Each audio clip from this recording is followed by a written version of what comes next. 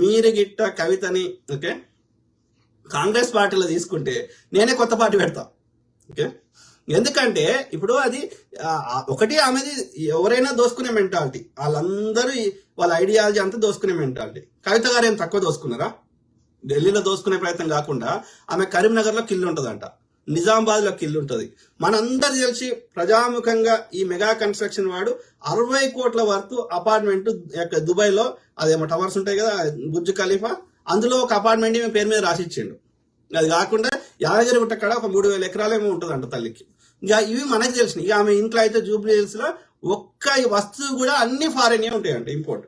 అది కాకుండా హైదరాబాద్ లో ఈ యొక్క భూములు ఎవరి దగ్గర భూమి దొరికినా నాకు తెలిసిన వాళ్ళే చెప్పారు, ఏది అన్న ఆమె ఇక బయట ఇట్లా డ్రెస్ వేసుకొని మంచిగా వస్తుంది చీరలు కట్టుకొని, కానీ ఇంట్లో ఉంటే చిన్న చిన్న చెడ్డీలు లెక్క వేసుకుంటది. సో ఆమె ఒక ఎన్ఆర్ఐ దగ్గర ఎన్ని కోట్ల భూమి